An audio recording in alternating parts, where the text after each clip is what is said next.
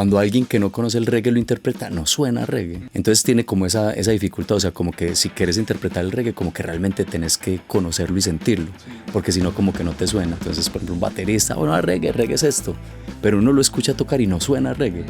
El reggaetón y sus afines han acaparado demasiada la atención de la ciudad, de los lugares, de los medios, del público, al punto en donde como que solo existiera esa música. Hay mucha gente que viene a Medellín y dicen, aquí hay otra música aparte del reggaetón, se sorprenden, es como que aquí hay otra música. Entonces eso ha reducido la visibilidad de los géneros alternativos. Ha habido propuestas que tienen que ver con la corrupción, o sea, que le dicen a uno, parce, ¿cuánto vale tu banda? Listo, bueno, los queremos en nuestro municipio, pero van a pasar la cotización por el doble. Yo le pago a usted lo suyo y el resto es para mí. Y son cosas que yo digo, no, parce, conmigo no fue, conmigo no es. Usa el poder de tu alma, debes dar ejemplo, tus hermanos lo aclaman. Usa el poder de tu alma, no les des la espalda. Yeah, yeah, yeah. Oíste, Mauro, pa' vos, ¿qué es lo más difícil de hacer reggae? ¿Qué es lo más difícil de hacer reggae? La música se armoniza con historias de soñadores que se han atrevido a escribir su propio camino en ella. Músicos, ingenieros, abogados, managers, productores y muchos otros agentes de la música nos cuentan cómo se han hecho un camino y qué hay que hacer para poder vivir de la música. Bienvenidos al Voltaverso, el podcast de Volta. Hola amigos, bienvenidos a un nuevo episodio del Voltaverso. El día de hoy estoy con un invitado, colega de batallas, de resiliencia, de años de este trabajo de hacer música en Medellín.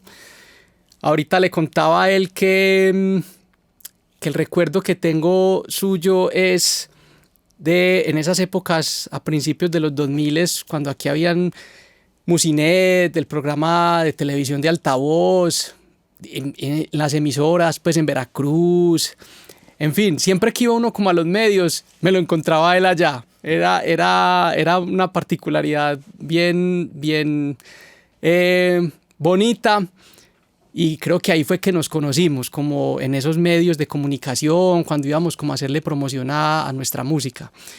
Entonces, sin más preámbulos, quiero presentarles el día de hoy a Mauricio Osorio, de Bruces a mí.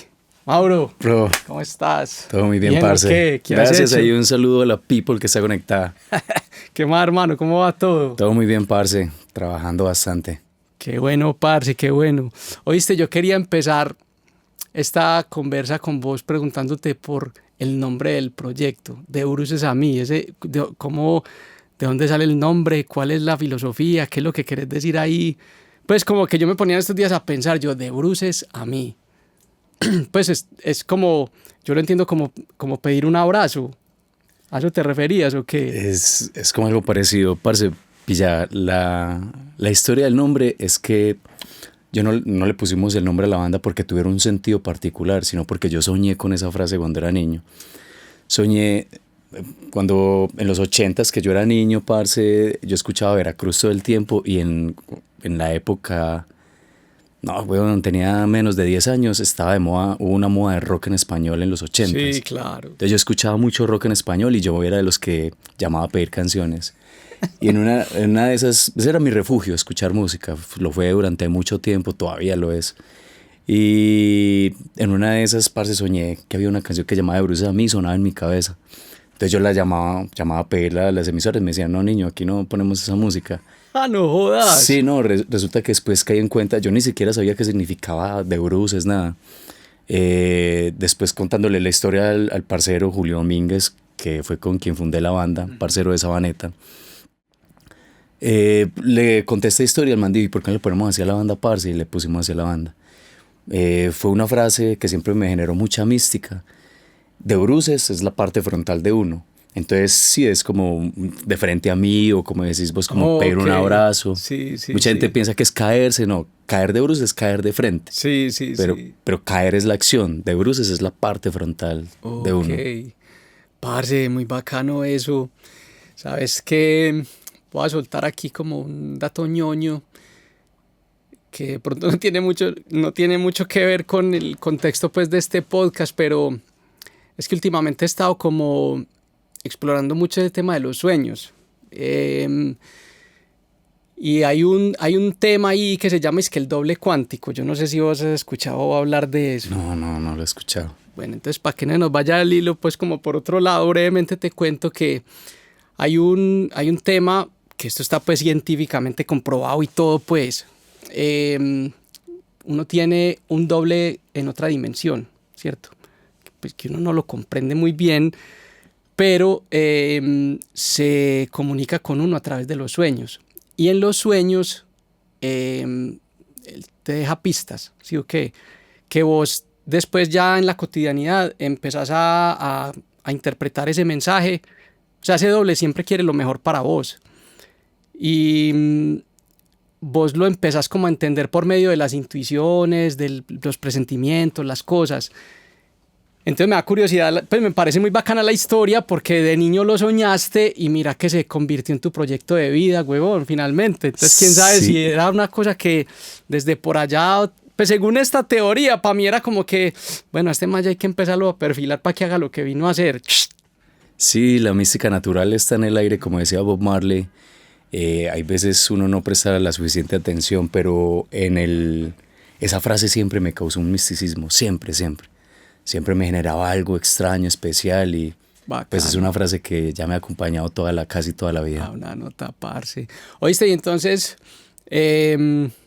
vos empezaste siendo pues un melómano, escuchando Veracruz, este rock en español.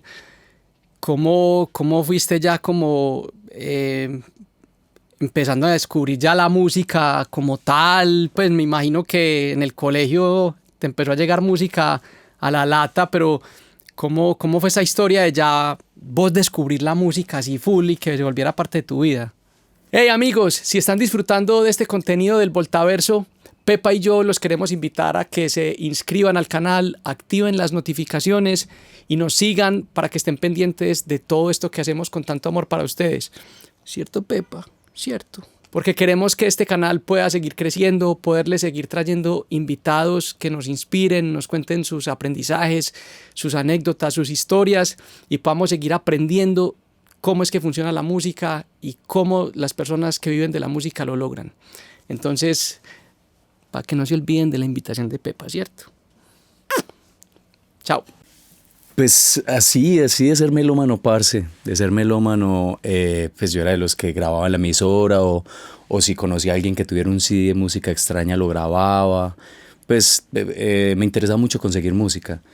Pues ya mi adolescencia fue en los 90s, en los 90s yo vivía en Sabaneta y crecí como con el grupo de amigos de alternativos, los raros del pueblo, pues, que allá nos decían los New Ways. Ok, sí. Los New Ways. Entonces, lo mío era la música alternativa. Entonces, yo escuchaba programas de música alternativa, grababa, amigos que de pronto tenían algún CD grababa. Entonces, yo siempre era todo el tiempo escuchando. ¿Qué bandas te marcaron de esa época? De esa época, pues, obviamente escuché Nirvana, Green Day, Offspring. Pero me enganchó más el rock en español que como más latino.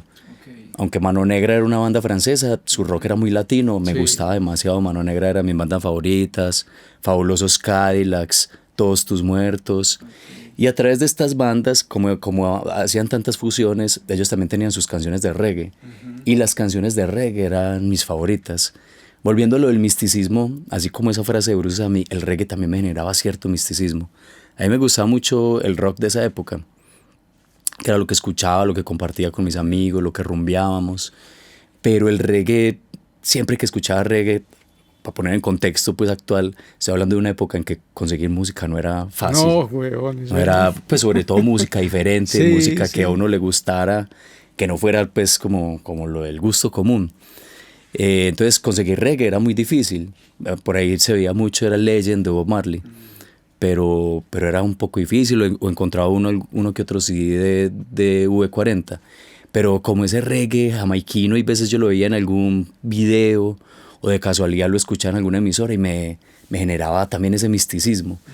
Entonces me empecé a interesar más en el reggae, sobre todo a partir de estas bandas latinas que incluían reggae en sus discos, que era Todos Tus Muertos, Mano Negra, Kylax, por mencionar algunas, pues. Luego apareció una banda con los vocalistas de Todos Tus Muertos, por allá en los 90s, que se llamaba Lumumba, que fue fundada por Fidel Nadal y Pablito Molina, que eran los vocalistas de Todos Tus Muertos. Y hacía una banda totalmente de reggae, y en sus letras, como era casi que una traducción de las letras del reggae jamaiquino, con su espiritualidad, con su rebeldía, todo ahí sumado, y eso empezó yo empecé como a identificarme mucho más con el reggae que con el rock. Okay. Luego de Sabaneta regresé al barrio donde pasé la infancia, que se llama Florencia. Allá pues el barrio pues habían más neas, y una de esas neas parceros pues se había conseguido, lo voy a decir acá, como un catálogo de CDs, se lo habían robado a un DJ por ahí, no, sí, y el nea llegó a mi casa como, Mauro, mira todos los CDs que tengo, si quiere alguno, cójalo. Y yo vi ahí uno de Bob Marley. O sea, era como un catálogo de CDs donde el DJ ponía su música, y todo era música muy comercial, pero tenía un álbum especial ahí de Bob Marley que no es para nada comercial, que se llama Talking Blues. Es un álbum que tiene unas canciones en estudio, otras en vivo y unos pedacitos de entrevistas del man. No jodas. Y escuchar ese álbum me pegó una atrapada, porque se siente ese reggae roots. Uh-huh. Sí, ese reggae muy, muy roots. Y sobre todo sus interpretaciones en vivo, y como la forma de interpretar de Bob Marley, la instrumentación. Uh-huh. Parce, ya me pegó una atrapada impresionante. Okay. Ahí empecé a investigar un poco más sobre Bob Marley, el reggae, Rastafari. Iba a bibliotecas y lo que conseguía, por ahí me encontré un par de libros, artículos de revistas. Sí, porque nos tocó pues que internet todavía no era pues la enciclopedia que es hoy. Sí, se está hablando en la época pues que internet pues era algo lejano. Y me empecé a conectar mucho con la filosofía del reggae. Okay. Mucho con la historia, me empecé a identificar con la historia de Bob Marley, con la filosofía del reggae me sentí muy identificado. Finalmente el reggae es una música muy, muy urbana. La gente suele relacionar el reggae con playa, brisa y mar, pero si bien el reggae es una música caribeña, es una música que nació en los guetos de Jamaica. No nació ahí en los hoteles con alguien acostado en una hamaca con una guitarra, sino que nació de la crudeza de los barrios duros de Jamaica, de esa crudeza que se ve en ese barrio, que a la vez se mezcló con la filosofía rasta, con su espiritualismo, digamos, se combinó toda esa vida dura con esa filosofía espiritual de Rastafari, y se creó el reggae como lo conocemos, y fue una música que me tocó totalmente el alma. Yo digo que eso causó en mí una revolución espiritual, y al haber generado esa transformación en mí, como que quería retransmitir eso que me había llegado. Y ahí fue cuando decidí volverme músico y fundar la banda con el parcero de Sabaneta. Ok. ¿Y vos ahí tocabas algún instrumento? O sea, por el momento era simplemente disfrutar mucho la música. Sí, no, solamente era disfrutar mucho la música. Fue las ganas de dar el mensaje, así como el reggae me lo había transmitido a mí, retransmitirlo. Fueron esas ganas las que me acercó a la música. Entonces empecé a aprender a tocar guitarra, a interpretar algunas canciones, a tratar de componer, y en ese proceso me enamoré absolutamente de la música, pues, y el amor ya lleva todo este tiempo, parce, ya son más de 27 años. Que ahorita hablábamos, la banda la fundaste en el 99. En el 99, sí. Ay, parce, yo no le voy a preguntar cuántos años tiene, hermano. No, mentiras, aquí yo ya muchos. Oíste, Mauro, ¿cómo conseguías la música vos en esa época? Pues porque es que yo creo que todos los que somos de esta generación nos enfrentamos como a esa incertidumbre de me encanta esta música que no sé dónde se puede conseguir. En esa época pues habían tiendas de discos acá, pero igual lo que a uno le gustaba era también raro para las tiendas de discos. Pues a veces encontraba uno cosas en las tiendas. ¿Vos cómo conseguías la música en esa época? Bueno, para aportar, parce, no solo era escaso, sino que era costoso. Ah, también. Era costoso, los CDs eran costosos y pues yo era un pelo de barrio, hermano. O sea, para mí comprar un CD era ahorrar durante mucho tiempo. Sí. Yo era de los que iba, era Distronics, la tienda de San Diego. Sí. Yo era de los que iba allá y me quedaba toda una tarde, hacía destapar un montón de discos, los escuchaba todos y me iba sin comprar nada. Yo era de los que hacía eso, hermano, porque era costosísimo. Pues, parce, o sea, lo que lograba coger en la emisora, en programas especializados, hay veces de pronto en alguna emisora de AM incluso, que especial de reggae, entonces yo ahí estaba, o que especial de música alternativa, entonces yo ahí tan con el dedo en el pause para despausar el cassette y grabar. Sí. Amigos que de pronto viajaban y traían CDs, entonces les pedía el favor que lo prestaran o que me grabaran. La otra era pedir la música por catálogo. Había una tienda en el Paseo de la Playa que se llamaba Carioca. Ah, sí, claro. Ahí eran unas señoras que tenían unos catálogos. Entonces yo ahí busqué, de ahí compré varios discos de Bob Marley. Ok. Uno pedía el disco, pagaba y como al mes le llegaba. Pero salía el doble. Claro. Salía el doble que en una tienda. Porque era, o sea, que lo pidieran allá, que pagar el envío. Pero uno invertía todo eso así fueran los únicos ahorros para tener la música que uno le gustaba y poderla tener y poderla escuchar. Lo bonito de esa época y de esos momentos, hermano, era que pronto creo que es difícil para una persona ahora sentirlo.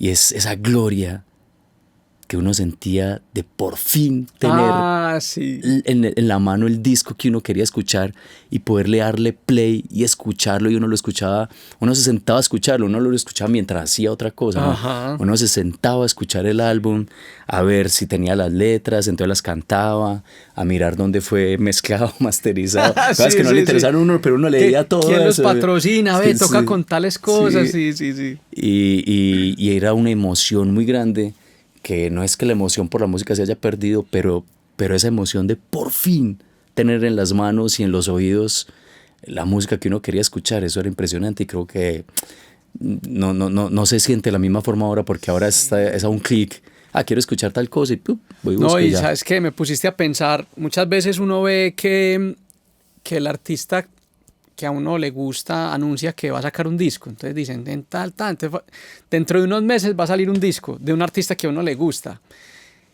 y uno dice, no, bacano, listo, entonces uno como que, o por lo menos en el caso mío, mentalmente yo sí empiezo a tener en el radar, yo nunca he hecho esos pre-save ni nada de esas cosas, siendo músico pues inclusive, pero entonces algún artista anuncia que va a sacar disco, y entonces a mí me da como emoción, como que, parce, música nueva, qué nota tan.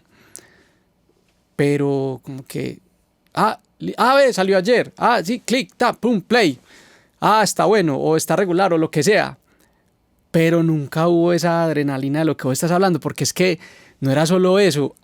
Yo compré también muchas veces CDs como vos contabas, que uno compraba por catálogo sin saber nada, que llegan no sé cuánto tiempo, y eso era como, si irá a llegar, que pues como que, ¿qué? O sea, la vida de uno empezaba a girar en torno parce, sí me va a llegar. O sea, se volvía un acontecimiento demasiado relevante en la vida de uno, y cuando llegaba, lo que vos decís, parce, yo me encerraba en el cuarto, yo tenía una grabadorcita ahí, trin, y yo me parchaba, weón, que no me moleste nadie. Sí. Y yo me parchaba a escuchar eso.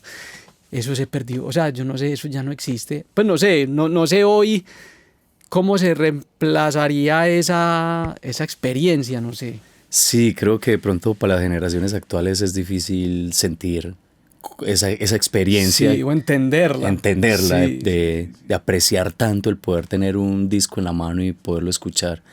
Hace poco sacamos un vinilo, este año sacamos un vinilo de Bruce Amick que se llama Viaje en Espiral. Es un vinilo compilatorio, como un grandes éxitos pues de Bruce Amick, sino que suena todo pretencioso pues, pero como un grandes éxitos, como de las canciones más escuchadas de la banda, y sentí como un poco esa emoción cuando llegó el disco, cuando me senté a escucharlo en la casa de un parcero, el que diseñó la carátula, Lomar, cuando me senté a escucharlo y ponerlo y como y la aguja rodando, y yo, ay parce, qué chimba.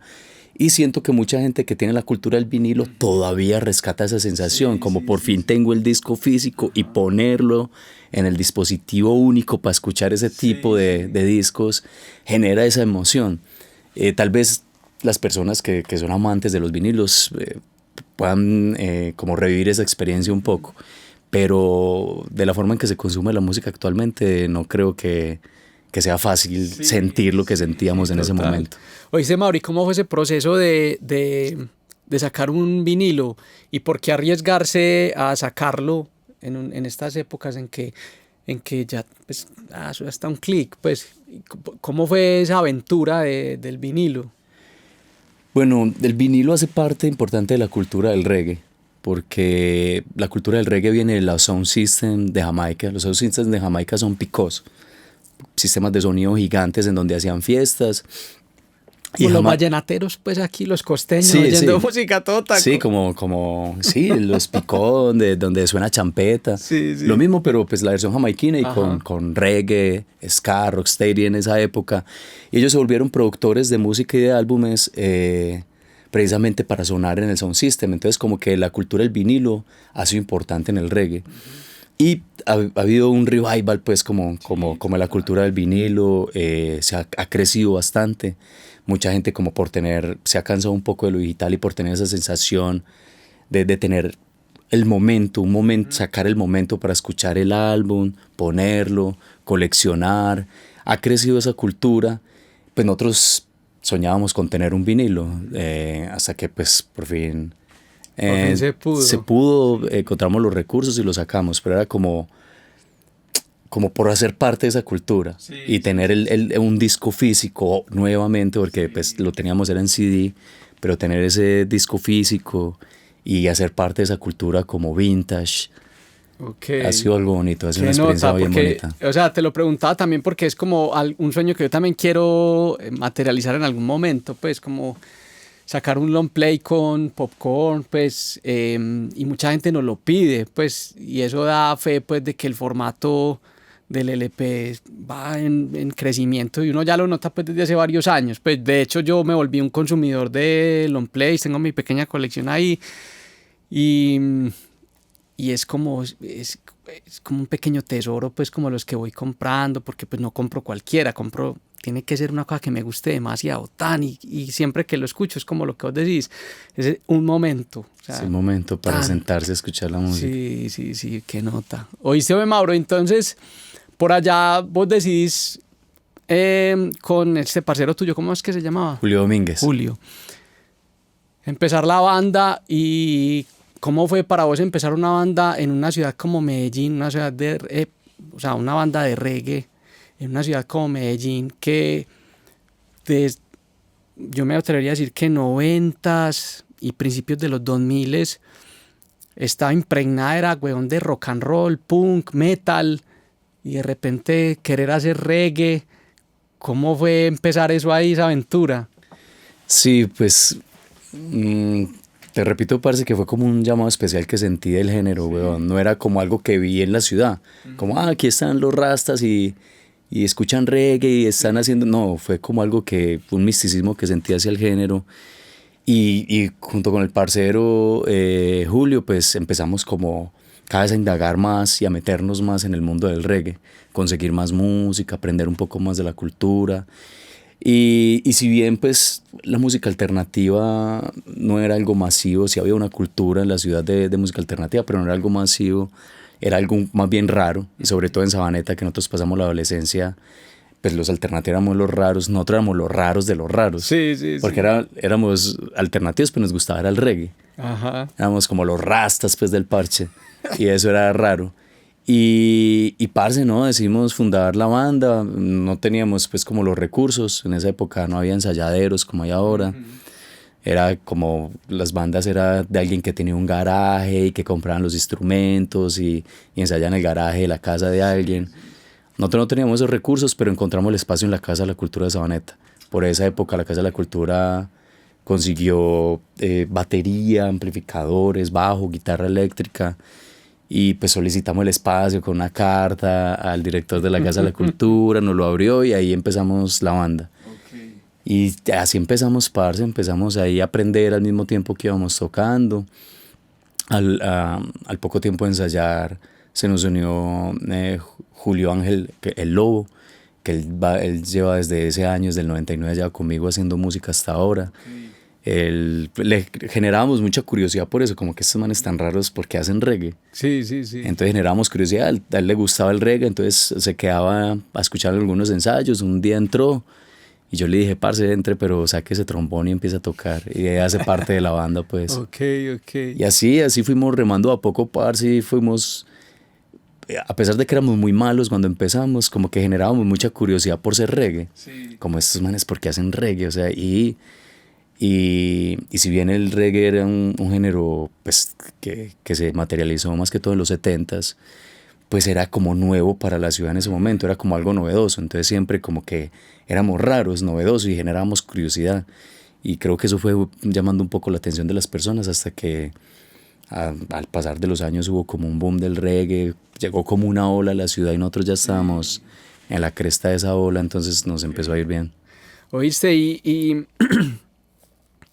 en cuanto a lo que estaba pasando en esa época en Medellín, ¿vos tenías más parceros que tenían otras bandas o vos estabas ahí como desconectado de todo y fuiste como encontrando un lugar en una escena? O sea, ¿cómo fue eso? Pues ya estabas medio conectado ahí con parceros de bandas o estabas ahí a la deriva buscando a ver qué.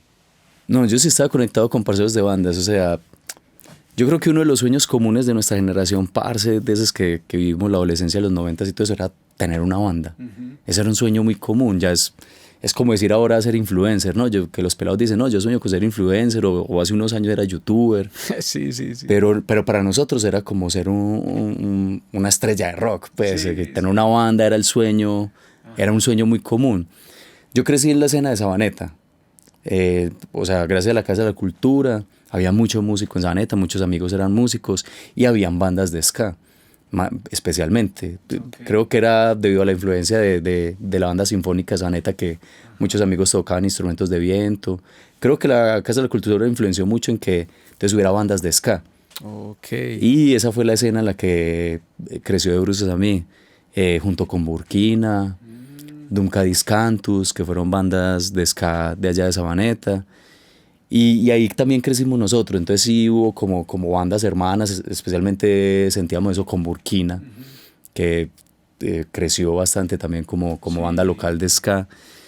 Y sí, esa fue más que todo como la escena donde surgimos nosotros. Nuestro primer concierto fue en el Parque Sabaneta, que le abrieron un espacio a las bandas alternativas, ahí tocó Burkina, que yo recuerde. Burkina hoy por hoy no está activa, ¿o sí? Yo he visto que tocan como de vez en cuando, tal vez se reúnen para ocasiones especiales. El año pasado los vi abrirle a Toreros Muertos, a los Toreros Muertos en Castilla. Entonces veo que siguen vigentes, pero tal vez no muy activos. Y sí, pues parce, esa fue la escena en la que fui creciendo, y ahí pues uno empieza a conectarse con la escena nacional, con Rey Gordiflón. Sí, fueron como las bandas más cercanas. Pero yo no era muy... Era más bien un pelado como introvertido. No salía mucho, no era muy social, la verdad. Me mantenía encerrado tocando guitarra, componiendo canciones. Sí, como con un círculo de amigos pequeños. Entonces no fui como muy de esa escena que estaba emergiendo como parte de todo el combo. Pues yo no venía al Parque del Poblado donde estaban casi todos, ni nada de eso. Yo casi no salía de la casa, pero sí, siento que surgimos de esa escena del sur, de Sabaneta. Ok. Oíste, parce, ¿y cómo fue, pues, como empezar este proyecto? Y, por ejemplo, la primera situación de estar en un estudio de grabación, ¿dónde grabaron? ¿Cómo fue esa experiencia? Pues porque para nosotros los que somos músicos empíricos y formados en la calle, eso es todo un acontecimiento, pues, y más cuando uno está por allá con muy poquitos kilómetros todavía sumados. ¿Dónde hicieron ustedes el primer disco, las primeras grabaciones? Hey, si no conoces Volta, Volta es un estudio de producción musical con 15 años de experiencia. Entendemos el alma de cada artista, sus sueños, sus emociones, su visión única del mundo y contamos con la tecnología para volverlo canción. Creamos producciones musicales de alto impacto que no solo cumplen, sino que superan las expectativas. Nuestros servicios van desde grabación, mezcla y masterización, hasta composición de música original, entre otros. Nuestra mayor motivación es ver nacer y crecer cada proyecto. Contáctanos y atrévete a dar un gran paso con tu música. Bueno, las primeras grabaciones le hicimos en un estudio casero de un profesor de la EBOR Arango. Yo estudié un par de semestres en la EBOR Arango, pues no, la verdad no me gustó mucho la academia, pero en ese par de semestres me hice muy cercano a un profesor que tenía como unos equipos y había hecho como un estudio casero y nos abrió ahí el espacio. Ese fue el primero, grabamos un demo de unas 8 o 9 canciones, muy mal grabado, muy mal interpretado, es algo que no me gusta escuchar y no me gusta mostrar. ¿Verdad? Pero por ahí está, por ahí en YouTube está, pero ni siquiera está en las plataformas, pues, ni Spotify ni nada. Siempre con mucho miedo, pues, no le tenía miedo al estudio. El que considero pues el primer álbum como tal, logramos en un estudio donde grabaron varios álbumes, las bandas locales, que era Igneos. Ah, ok, con el Chata. Con el Chata, sí. Okay. En Igneos ahí grabamos El Real. Y sí, pues no, cagado el miedo, parce, cada vez que iba al estudio, se me ponía la voz temblorosa. Además que uno, yo pedí plata prestada para grabar el álbum. Entonces, y todo era por horas, entonces era uno como tragando saliva, como, ay, madre, terminemos rápido, como estresado por las horas, porque además era costoso en esa época, era costoso grabar, era costoso adquirir los equipos, aún es costoso, pero hay formas de grabar un poco más baratas y de buena calidad. Pero en esa época, si vos no te metías en un estudio, no había forma de grabar, o te hacías a tus equipos que eran muy costosos. Y sí, pues el Real, el disco que grabamos en Igneos fue el disco que ya nos puso como en la escena nacional. Para mí sigue siendo algo que no me gusta escuchar y no me gusta mostrar, pero le soy muy agradecido a ese álbum. Lo digo es porque fue mal interpretado, o sea, nosotros no teníamos como el bagaje para hacer una buena interpretación, hacer una buena producción, porque todo lo hacíamos nosotros mismos. Entonces era como al instinto. Pero aún así, hermano, de ese álbum salieron varias canciones que conectaron a muchas personas. Y de ahí ya empezó como un reconocimiento y una carrera profesional. Parce, qué loco. O sea, a mí me pasa exactamente igual. Yo escucho el primer disco de Popcorn y pues es un disco al que yo le debo todo, pues mejor dicho, pero uno lo escucha y uno es como que... Ay. Desde la interpretación, el sonido, pues todo, pero al final es el disco que le abrió las puertas a uno. Sí, claro. Y le permitió a uno ser parte de la escena de la ciudad y del país. Y hablando de eso, ustedes han publicado 5 discos. ¿O cuántos discos llevan? 5, creo que sí, son 5 o 6. O sea, ¿cómo ha evolucionado ese proceso de producir un disco? Pues, por ejemplo, este primero fuiste allá a Igneos, donde Chata, toda la cosa, pero ¿cómo fue cambiando? Porque imagino que eso tuvo que haberse transformado, pues, el proceso de producción. Sí, pues, o sea, los 2 primeros álbumes, esos 2 que son oficiales, los grabamos en estudios. Ya para el siguiente álbum, que fue El Poder de tu Alma, pues ya teníamos más experiencia, ya interpretábamos mejor. Nos ganamos una beca de creación, entonces pudimos invertir un poco más en el álbum y ya lo grabamos. Ya ese sí es un álbum que me gusta mostrar. ¿Ese dónde lo hicieron o qué? Ese lo hicimos, ay, güey, madre, no me acuerdo cómo es que se llama el estudio del parcero de Pablo Correa. Él tenía un estudio en la casa de él, pero no me acuerdo cómo se llamaba el estudio, parce. Qué pena con el parcero, en este momento no me acuerdo. Y ya después de ese álbum, como que de estar ahí, como que pensamos que podíamos tal vez intentarlo nosotros mismos muchos procesos. Entonces empezamos a adquirir equipos y hacer como un estudio casero en su momento y cada vez ir creciendo un poquito como con equipos. Y desde eso grabamos y producimos nosotros mismos. Algunas cosas las grabamos en ciertos estudios, pero algunas cosas las capturamos nosotros mismos en la casa. Nosotros mismos hacemos la edición, hacemos muchos procesos nosotros mismos y ya lo mandamos a mezclar y a masterizar. Aparte de los álbumes que hemos sacado, pues hemos sacado varios sencillos. Okay. No hemos parado la producción musical. A mí me gusta mucho componer. Okay. Es de lo que más me gusta hacer en la carrera, componer canciones. Sí. Y ojalá uno las pudiera grabar todas, pero de lo que compongo como que uno siempre como que bueno, ¿qué escogemos para grabar y para producir? Y no nos hemos quedado quietos, cada año siempre algo sacamos. Ok. Oíste, Mauro, ¿y cómo es el proceso de composición tuyo? Pues cómo es ese proceso creativo, que para todos puede ser muy diferente, pero vos cómo componés vos un tema? Parce, no, de muchas maneras, hay muchas formas de hacerlo, pues hay momentos en que está la musa, que uno siente como algo, parce, una conexión especial con uno mismo, con el universo, con la mística que está en el aire. Coge una guitarra y todo empieza a fluir, coge una libreta y empieza a fluir también lo que uno escribe, está como esa musa. Pero a mí me gusta sentarme a trabajar así no tenga la musa.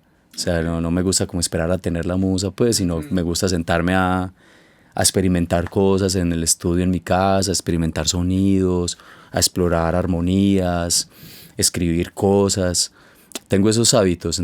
Tengo una libreta en donde escribo, a mí me gusta mucho escribir, entonces escribo ideas cuando viajo, cuando estoy por ahí, todo el tiempo trato de escribir cosas, grabar ideas melódicas en el celular cuando se me vienen a la cabeza y muchas veces me siento en el estudio como a escuchar esas ideas, a revisar los escritos y como, esto puede servir para esto, cojo la guitarra, saco armonías. Hay muchas formas, pero la más común es esa, como que reviso mis notas, mis audios, cojo la guitarra y empiezo como a hilar ideas hasta que concreto una canción. Parce, pero muy juicioso, weón. Pues, me da mucha admiración como ver esa disciplina que estás diciendo, porque yo muchas veces caigo en la trampa de compongamos, entonces es como que yo destino un momento para sentarme a escribir, pero no estoy capturando como esas ideas que, por ejemplo, pues vos lo acabaste de decir, muchas veces le llega a uno una idea y si vos tenés como una libretica para apuntar o coger el celular, parce, yo las debo ir, weón. Sí. Y como que he querido cambiar eso, pero no lo hago. Ya es como cuando yo me siento como que, ¿qué fue lo que yo estaba pensando de otro día? Pero tampoco soy como esperando a que me llegue la inspiración, porque es que sería un despropósito. Yo sí digo, bueno, vamos a componer. Y algo tiene que salir, ya sea que me guste o no me guste. Ya después uno toma la decisión, si lo que se creó pasa como un filtro, pero yo es como, listo, me voy a sentar a escribir. Entonces, pues como que envidia uno poder tener así, como que, quiero escribir, tengo esta idea, y empezar a tener ahí, Pues brutal. eso hago yo, tengo un catálogo grande de ideas, tanto ideas melódicas como escritas. Sí. En realidad, parce, o sea, soy alguien muy introspectivo y cuando viajo especialmente me gusta andar con una libreta, o sea, todo el tiempo ando con una libretica o bueno, en el celular, porque soy muy introspectivo y a veces viendo un horizonte amplio se me vienen ideas para escribir, entonces escribo. O parce, a veces uno está, qué sé yo, en un bus y se le pega una melodía en la cabeza, entonces yo grabo esa melodía en el celular. Sí. Antes del celular, yo he tenido este hábito desde el principio, muy desde el principio. Antes del celular yo andaba con una grabadorcita. No una grabadorcita de mano. Sí. Siempre en el bolsillo, una grabadorcita de mano para grabar esas ideas y siempre una libretica para anotar. Me ha gustado adquirir el hábito de la escritura, entonces hay veces me parcho, voy a caminar y me siento, weón, y quiero empezar a describir el lugar o a escribir lo que siento. ¿Y vos guardas todas esas libretas, sí, todas esas cassettes, grabaciones, todo eso? Hace poco empecé pues como a organizarlo y clasificarlo, porque antes cuando iba a escribir sacaba un montón de libretas buscando, yo sé que yo escribí sobre algo que quiero hacer y tal, y buscaba ahí, ya pues lo transcribí todo y lo busco más fácil en el computador. Pero siempre he tenido esos hábitos porque me gusta bastante escribir, me gusta bastante hacer melodías, hacer canciones. Y yo tengo ahí ideas para rato y aún así hay veces me siento a fabricar desde cero. Como bueno, cojo la guitarra, a ver qué sale, son hábitos que tengo y en realidad pues han sido bastante las canciones que hemos publicado, pero son bastantes también las que nunca han salido, que son canciones ahí que las he cantado para mí mismo. Ok. Oíste, Mauro, y en todos estos años que nos ha tocado vivir una transformación de la forma como se comercializa la música, incluso pues de la forma de hacerse, mira que pues ya hoy un disco se puede hacer de una manera como muy desestructurada, como grabo aquí una cosa, grabo allí otra cosa, en mi caso otras cosas, tin.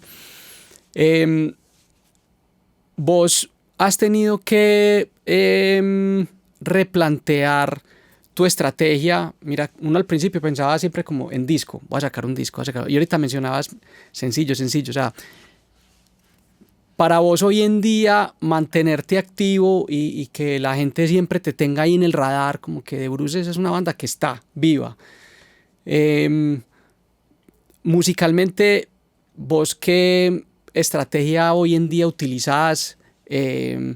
Pues pensando, si no estás pensando en un disco, estás pensando en una cantidad de sencillos, o hoy en día, ¿cómo pensás en esa conexión con la audiencia, con el público, desde la parte musical, pues? Parce, a ver cómo te explico. Yo vivo mi carrera es como con la sensación de vida.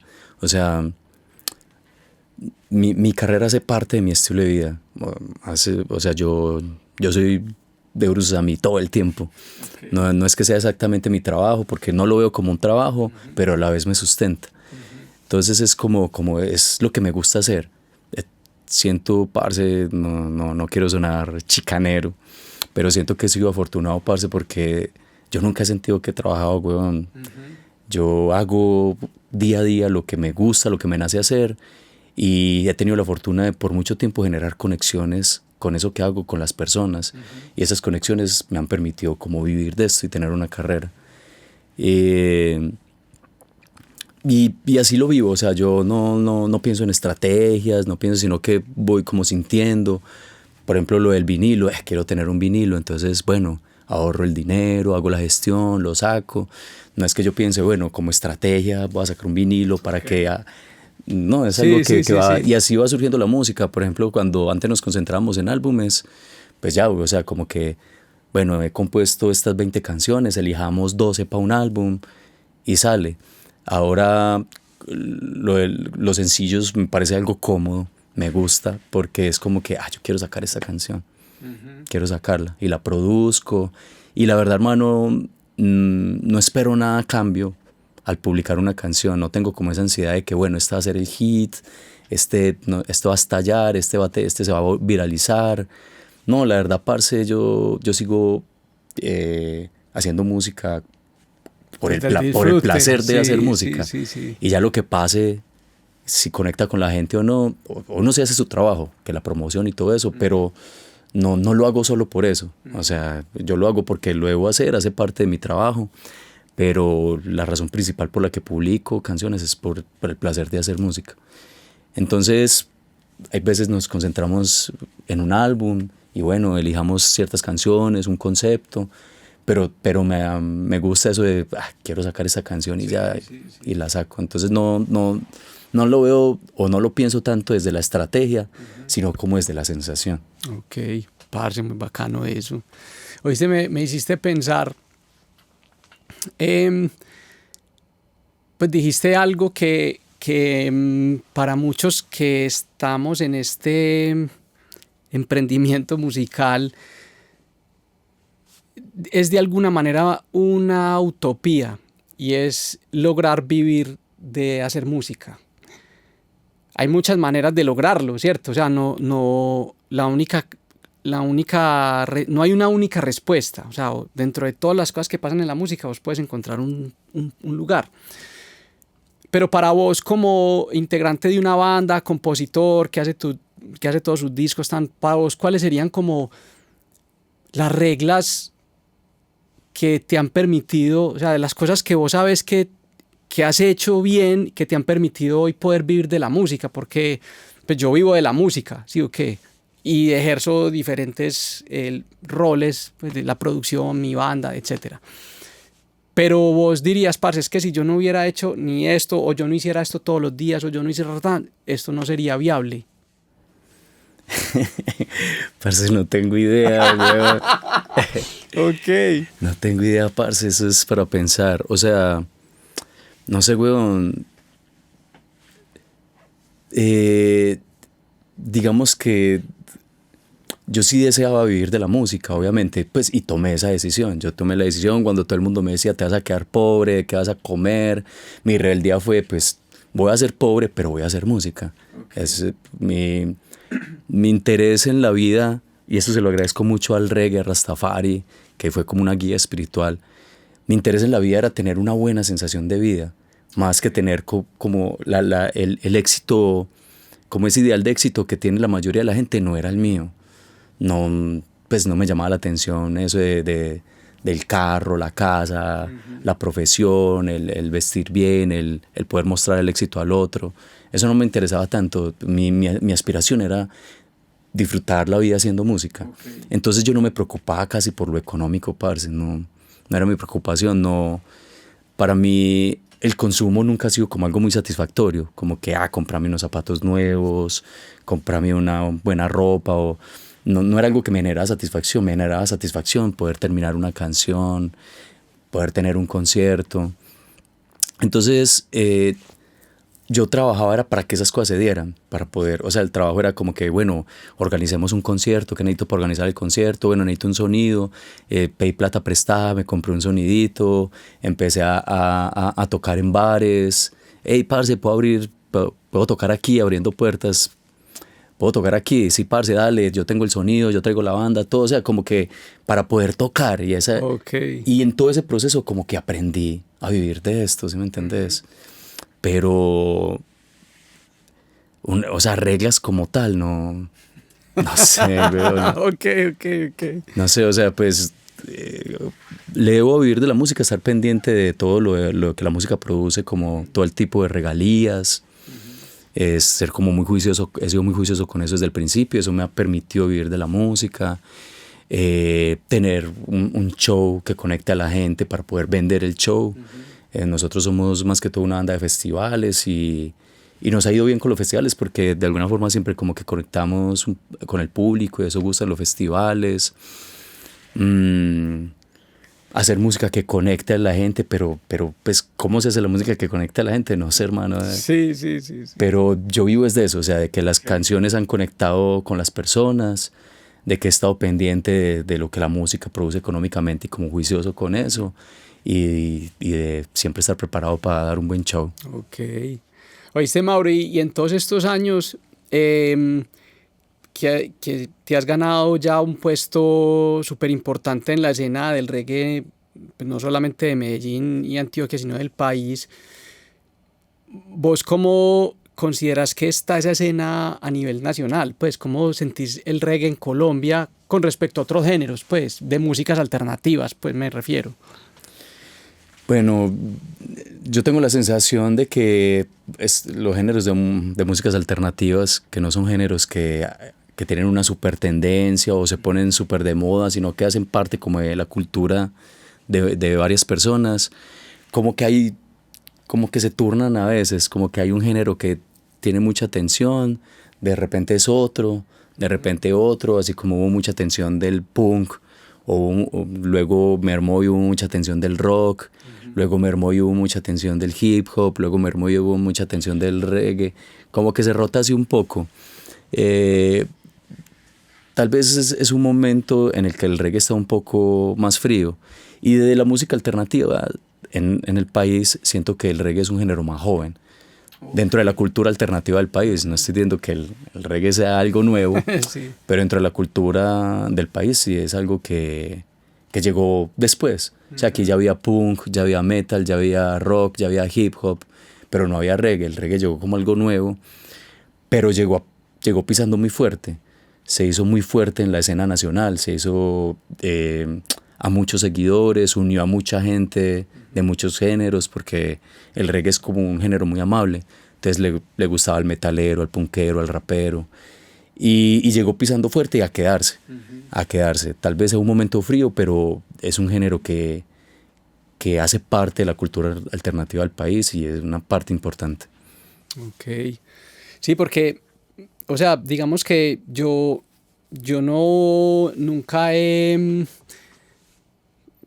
sido como intérprete del reggae, sí o qué. Lo he disfrutado en algunos momentos de la vida. Yo creo que el Bob Marley, ahorita dijiste algo como que el reggae le gustaba como al metalero, al punkero, al no sé qué. O sea, es un género como muy transversal.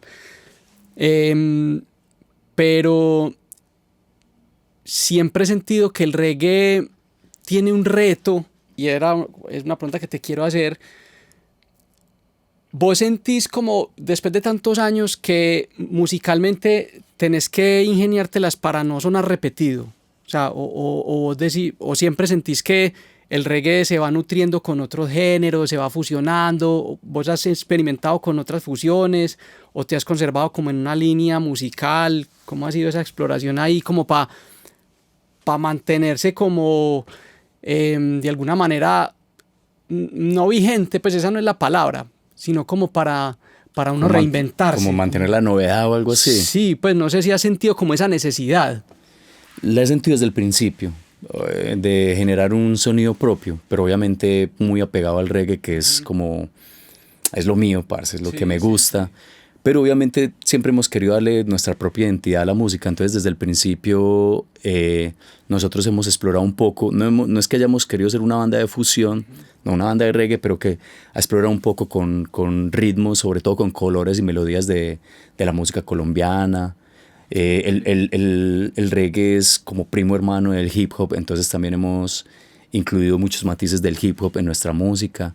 Y esa ha sido la forma de explorar, como con géneros que son afines al reggae, como el hip hop, el dancehall, el afrobeats, pero también como meterle un poco de nuestra música raíz, que es la música colombiana, y la música latina también tiene como nuestro reggae ciertos colores. Insisto, o sea, no es que hayamos querido ser una banda de fusión, pero sí buscar una originalidad o un sonido propio a través de esas exploraciones. Ok. Vos todos tus discos y toda tu música la has autoproducido. ¿Nunca han contratado un productor así, pues como que tenga experiencia en el género y camelle con ustedes? ¿Siempre han sido ustedes mismos? Sí, siempre hemos sido nosotros mismos. Ok. Y vos, aquí en Colombia, ¿qué otras bandas admiras que vos digas, parce, estos manes vienen haciendo un camello súper teso en el género? ¿Pero que estén vigentes o qué? Sí, o que te hayan marcado y que hoy por hoy no estén, pues. Pues bandas nacionales, una que me haya marcado especialmente, Coffee Makers. Ok. Y Alerta Camarada también fue una banda que me influenció mucho, sobre todo como en la forma de manejar su carrera y todo eso. Alerta Camarada, que es una banda de Bogotá, ellos tampoco siguen juntos, Coffee Makers pues tampoco, pero fueron las primeras bandas que, siendo contemporáneas, pues casi que contemporáneas, un poco más antiguas que nosotros, pero casi contemporáneas, sacaron buenos sonidos, buenos conceptos que hicieron, lo motivaron a uno a seguir adelante, a perfeccionar su sonido, a tratar también de buscar el sonido propio para diferenciarse, pero a la vez estar al nivel. Fueron bandas que me influenciaron mucho. De resto he admirado también muchos artistas que son cercanos, como son Providencia, Latifa de acá de Medellín, un parcero de Bogotá que se llama Lion Reggae. Han sido bandas hermanas. Ok.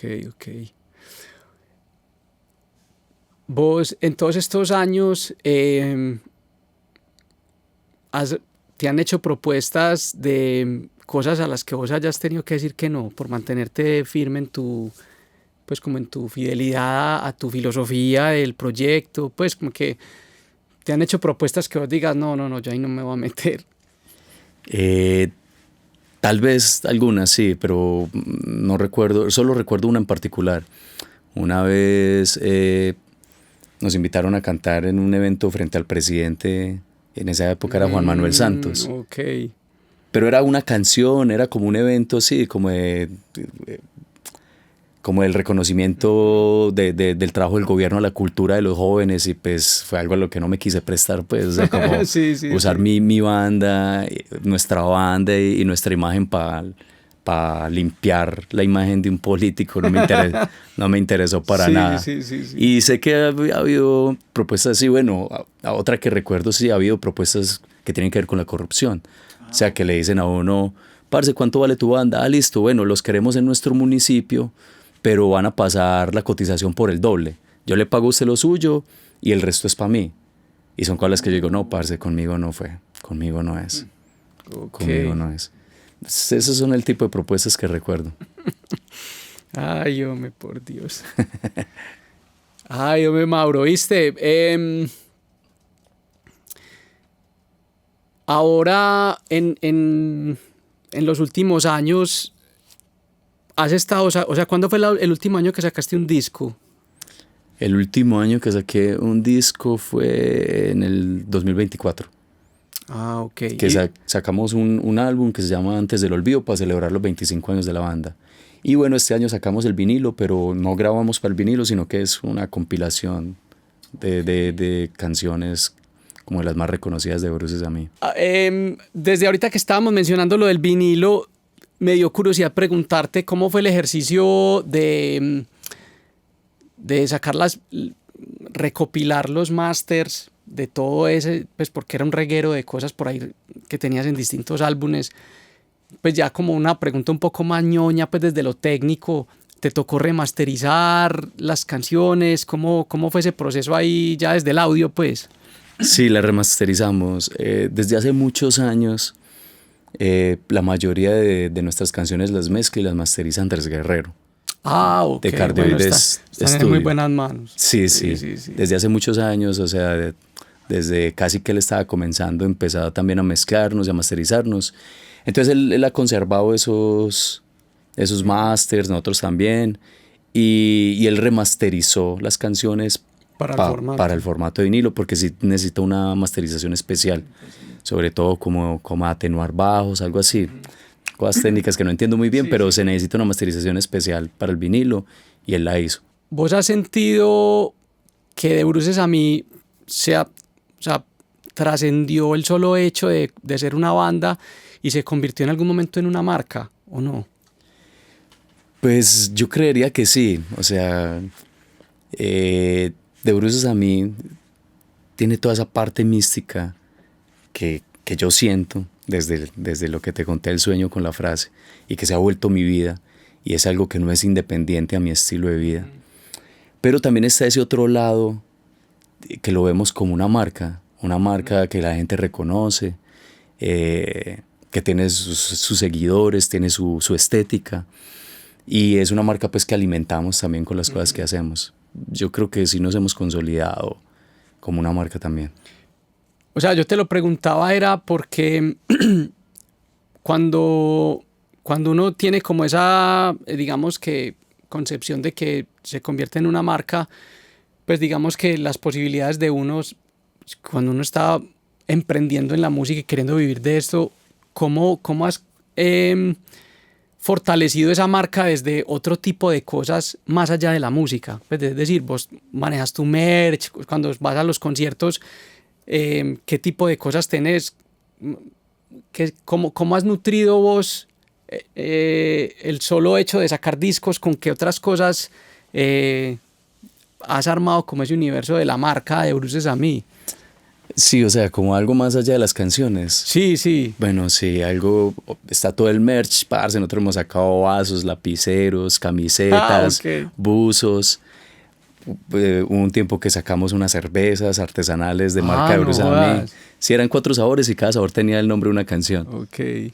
Sí, cositas así, parce. O hemos hecho charlas donde compartimos el conocimiento de cómo hemos manejado la banda. Hemos hecho talleres de composición en donde le mostramos a la gente la manera en que nosotros componemos y para transmitir como ese conocimiento también.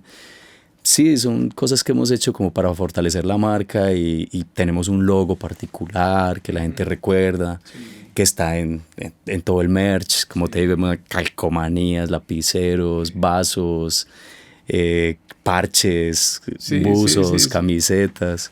Ok. Oíste, Mauro, para vos, ¿qué es lo más difícil de hacer reggae? ¿Qué es lo más difícil de hacer reggae? No sé, hermano, no. Siento que tengo una afinidad tan natural con el género, parce, que yo me siento a hacer reggae y fluye, hermano, fluye. Casi siempre me pego de una línea de bajo que se me viene a la mente y a partir de una línea de bajo empiezo a hacer el resto de la música. No sé, pues no quiero sonar pretencioso, no es que el reggae sea una bobada, Sí, no, sí. pero me es natural porque pues llevo escuchando reggae toda la vida, interpretando reggae, entonces me fluye. Y tal vez esa sea la parte, aunque no sea difícil para mí, esa es la parte difícil, o sea, entender el género, pero a partir de sentirlo y escucharlo. Porque es un género que no es complejo, ni armónicamente, ni rítmicamente es tan complejo. No es muy complejo, pero cuando alguien que no conoce el reggae lo interpreta, no suena reggae. Entonces tiene como esa dificultad, o sea, como que si quieres interpretar el reggae, como que realmente tenés que conocerlo y sentirlo, porque si no, como que no te suena. Y nos ha pasado varias veces que hemos necesitado algún músico, audicionamos músicos, entonces, por ejemplo, hay músicos que tal vez menosprecian un poco el género porque lo consideran muy fácil. Entonces, por ejemplo, un baterista, bueno, reggae es esto. Pero uno lo escucha tocar y no suena reggae. No suena reggae. Okay. Entonces, como que realmente hay que tener como una afinidad. Como esa afinidad de como realmente gustarle y realmente escucharlo para poderlo interpretar bien. Ok, bacano eso. Oíste, Mauro, vos como un músico que ha hecho parte de la escena, ya así pues como puntualmente de Medellín, vos, y es como una pregunta un poco más abierta, no pensando solo en el reggae, sino como en la movida de los géneros alternativos e independientes. ¿Vos cómo has sentido como la evolución de estos sonidos alternativos en la ciudad con respecto a los 2000, pues cuando todos estábamos como arrancando? ¿Cómo ves el panorama hoy y tal vez un poco como el futuro? Pues vos cómo sentís que para dónde va la cosa, se han fortalecido estos géneros o cómo es como tu radiografía ahí de lo que pasa hoy en Medellín. Bueno, en cuanto a la evolución musical no puedo opinar como mucho porque no he estado tampoco muy pendiente del sonido de todos. Para comparar el antes con el ahora, la verdad hay veces uno se desconecta de escuchar los álbumes de los compañeros. Hay géneros que de pronto no son tan afines a uno, entonces no le presto tanta atención, para ser sincero. Pero como comunidad se ha evolucionado, porque antes, si bien éramos el género alternativo de la ciudad, no éramos como muy unidos, no éramos como muy de conocernos, muy de hablar, de compartir. E incluso antes había como un rechazo, como este hace tal género y no me gusta, entonces o la música que él hace no me gusta, entonces tampoco me conozco con él ni lo hago sino criticarlo. Y pues ya que estamos grandes nos hemos dado cuenta pues, que todos estamos remando en el mismo barco y que finalmente aunque tu música no sea exactamente la que me gusta, pues sí podemos ser amigos y apoyarnos y claro. ¿Sí me entendés? Y compartir, porque a la final vivimos una experiencia parecida, vamos tras unos sueños parecidos, entonces como comunidad se ha evolucionado, como comunidad entre artistas, pero sí ha perdido mucha atención y como que no se ha renovado el público. Siento que la música alternativa en estos momentos se ha reducido un poco, sobre todo en el público se ha reducido un poco porque ya no tenemos casi medios que hablen de nuestra música alternativa. No hay tanta atención, no hay formación de públicos. Los géneros que llaman urbanos, que no sé por qué los llaman urbanos, porque yo considero que hago una música urbana, porque sí, yo no vivo en un campo, pues no estoy haciendo música rural, estoy haciendo música urbana también. Pero bueno, estos géneros, el reggaetón y sus afines, han acaparado demasiada la atención de la ciudad. De los lugares, de los medios, del público, al punto en donde como que solo existiera esa música. Hay mucha gente que viene a Medellín y dicen, aquí hay otra música aparte del reggaetón, se sorprenden, es como que aquí hay otra música, porque acapara tanto que pues es como si no hubiera nada más, entonces eso ha reducido la visibilidad de los géneros alternativos. y siento que ha ido en contravía, pues, o sea, no, cada vez los espacios son más pequeños, cada vez el público es un poco más pequeño. Esa es la sensación que tengo de lo que pasa actualmente. Ok, sí, interesante, weón. Es que yo creo que estamos como atravesando por unos tiempos raros. Pues siento yo, como con tanta facilidad de todo, vuelve todo al mismo tiempo más difícil. Pues como, no sé, es como una paradoja ahí extraña de resolver o de entender. Oíste, Mauro, oyéndote hablar, me surgía la inquietud, ¿cuáles han sido como los conciertos más icónicos en tu carrera, que hayan sido hitos? Parce, pues varios, pero hay uno en particular, hay uno en especial, parce, que casi siempre hablo de ese momento porque ha sido el concierto más especial de toda mi vida, y ese fue en el Carlos Bieco. He tenido conciertos en lugares impresionantes o frente a mucho más público, pero ese concierto en particular lo recuerdo mucho. Pues yo soy hijo de la escena alternativa local, entonces yo en los 90s iba al Carlos Bieco a los conciertos de las bandas que me gustaban, Neus, Bajo Tierra, Equimosis, pues. Y yo soñaba con alguna vez estar en ese escenario. Y tal vez fue la primera vez que estuve, bruces a mí, no recuerdo bien el tipo de festival, pero era de bandas de reggae. Y nosotros tocábamos en bares, o sea, no había como muchos festivales en ese momento. Nosotros tocábamos en bares y estaba pasando un fenómeno del cual yo no me había enterado. Y pues yo no tenía internet ni computador, pero Facebook y YouTube en ese momento eran algo nuevo, algo que estaba creciendo. Este álbum, El Real, el que grabamos en Igneous, cuando lo sacamos, pues nosotros todo era voz a voz, mano a mano, pero la gente estaba subiendo las canciones a YouTube y compartiéndolas por Facebook, y estas canciones se estaban volviendo populares, pero yo no me había enterado, yo no sabía que, o sea, ni siquiera sabía que era Facebook ni YouTube. Yo sabía que esas cosas habían aparecido, pero yo en internet no me interesaba, yo era como muy cerrado en mi mundo. Pero yo sí notaba que cada vez que salía la gente me saludaba más, como más seguido, o me pedía, a uno que otro me pedía alguna foto. Pero ese día de ese concierto del Carlos Bieco, nosotros éramos de las últimas bandas. Ese día fue el que me di cuenta del fenómeno que había causado Facebook y YouTube con nuestra música. Como te digo, la gente estaba subiendo la música a YouTube y compartiéndola por Facebook, y se estaba generando una viralidad en el nivel de ese momento. En ese momento no estaba tampoco ese concepto de que algo se volviera viral, pero fue algo así lo que nos pasó. Cuando llegamos al Carlos Bieco, había mucha gente yéndose, pero era porque ya no cabía más gente. El Carlos Bieco estaba absolutamente lleno. Me han contado que habían tenido que llamar a la policía porque la gente estaba tratando de meterse por las rejas, y nosotros esperando los camerinos, y cada vez que mencionaban el nombre de Bruce Amy, la gente gritaba impresionante, y yo vi, ¿qué está pasando? Todo eso era una sorpresa para mí. Y cuando salimos al escenario, el recibimiento de la gente fue impresionante, gritando, saltando. Cuando yo empecé a cantar, escuchaba a la mayoría de las personas del Carlos Bieco cantando con nosotros, todas las canciones desde principio a fin, la cara de emoción de la gente, porque como el Carlos Bieco tiene esas gradas hacia arriba, uno como que puede ver un poco más el rostro de las personas, y esa conexión. Y fue un concierto, hermano, que jamás voy a olvidar, porque te digo, fue una sorpresa para mí. ¿Y eso fue en qué año? Yo creo que eso fue el 2006. Creo que fue el 2006. No me había dado cuenta que estaba pasando eso con nuestras canciones de ese álbum.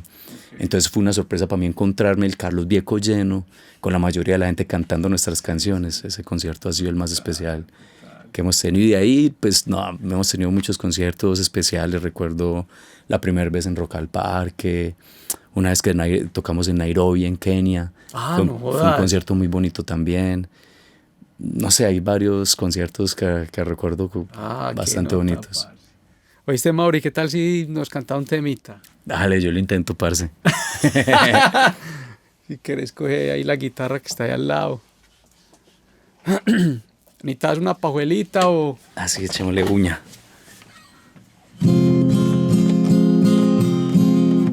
Yo no avisé.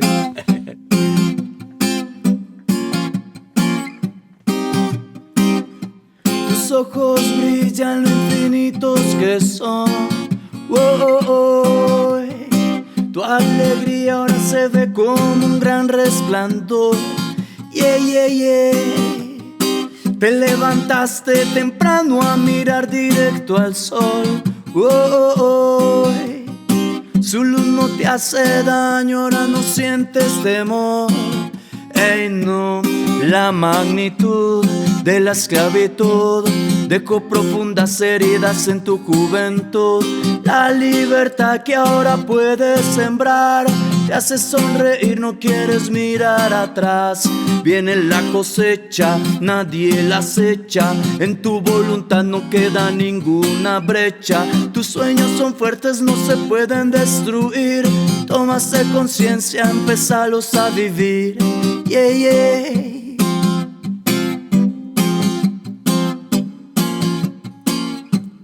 Usa el poder de tu alma. Debes dar ejemplo, tus hermanos lo aclaman. Usa el poder de tu alma. No les des la espalda. Yeah, yeah, yeah. Usa el poder de tu alma. Debes dar ejemplo, tus hermanos lo aclaman. Usa el poder de tu alma. No les des la espalda. Hey, no, yeah. Buena, buena. ¿Esa cómo se llama? El poder de tu alma. Poder de tu alma. Bacano, Mauro. Oíste, Mauro. Bueno, y ahora, ¿en qué andás? ¿Qué proyectos hay para este año? ¿Qué se viene con De Bruces a mí? Parce, pues bueno, este año estamos con la venta del vinilo, todavía nos quedan algunas copias y bueno, aprovecho para invitar a la gente, tenemos un concierto junto a la Orquesta Filarmónica Metropolitana, va a ser en el Teatro Pablo Tobón Uribe el 18 de abril, es un sueño hecho realidad también para mí, ya que estamos hablando de sueños e historias, parce, me había soñado escuchar nuestras canciones interpretadas por una banda filarmónica, estar junto a una banda filarmónica y esta vez hizo realidad, va a ser un concierto único. ¿Qué fecha? El 18 de abril en el Teatro Pablo Tobón Uribe. Oíste, Mauri, ¿cómo ha sido el montaje de eso? O sea, me imagino que ya empezaron a ensayar desde hace rato, están haciendo arreglos y cosas. Sí, todavía vamos como en esa etapa de arreglos, ya vamos a empezar los ensayos dentro de poco. Y bueno, no, todavía estoy a la expectativa, emocionado de sentir esa cantidad de músicos e instrumentos interpretando nuestras canciones. Parce, como que tengo esa idea de escuchar esas versiones como todas cinematográficas. Sí. Y bueno, con muchas ganas de compartir ese momento con la gente. En eso es lo que más hemos estado concentrados este año. Okay. También hemos estado lanzando algunos sencillos, tenemos algunos sencillos por ahí por lanzar. Hace poco lanzamos uno junto a un artista de reggae del país que admiro mucho, que se llama Ras Jonan. Siempre había querido grabar con él. Hicimos ya el featuring en realidad. ¿Y de dónde es él? Él es de Cali. Ah, ok. Es un artista de reggae dancehall que es impresionante. Para mí es de los mejores cantantes del género en el país. Ok, una nota, parce. Hombre, Mauro, no, yo te quiero agradecer, parce, por haber sacado el rato de venir aquí a que conversáramos de tu historia, de tu carrera. Te felicito, parce, porque yo sé que mantener un proyecto musical tantos años es difícil. Pues aquí he tenido la oportunidad de hablar con músicos que hacen música desde hace muchos años, por ejemplo, Ira celebrando 40 años, Nepentes también llevan un montón de años, y no es fácil, pues hay momentos difíciles, seguramente. No dudo y aprovecho para preguntarte, ¿has tenido momentos donde la has visto difícil? Sí. Ha habido momentos, en especial con relación al otro. Okay. Con relación a los otros compañeros de la banda, hay momentos tensionantes, hay momentos difíciles, hay momentos donde las expectativas de cada uno cambian, entonces uno piensa, ¿será que me voy a quedar solo? ¿Será que esto se va a acabar?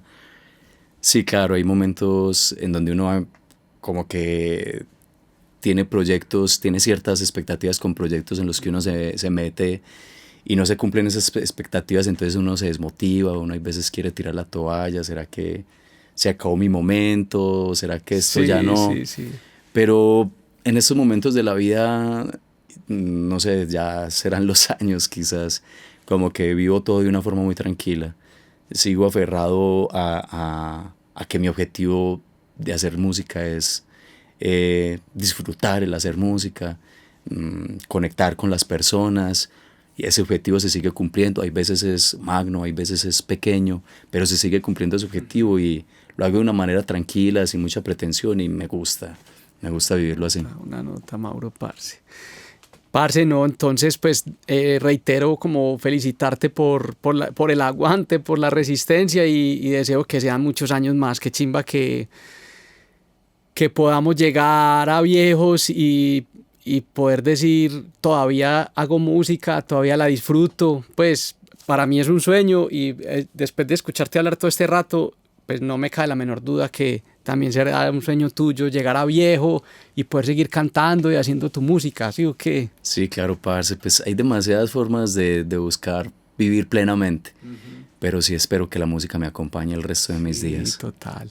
Entonces nada, Mauro, bacanísimo lo del concierto el 18 de abril, muchos éxitos, parce, este resto de año y, parce, espero que coincidamos por ahí en el camino. Parce, no, gracias a vos. Voy a soltar un datico ahí para aprovechar, a ver. para aprovechar el espacio. Para lo del Filarmónico, para los afiliados de Confenalco, hay unos descuentos súper especiales para que reguen la ola. Y parce, muy, muy agradecido por la invitación. Qué buen espacio, parcero. Mauro, gracias parce. por abrir estos espacios a la escena alternativa que la hemos vivido durante mucho tiempo, parce. Estos espacios son necesarios. Y bueno, gracias a la people que está conectada. Bendiciones. Chao amigos, nos vemos en un próximo episodio del Voltaverso. Chao.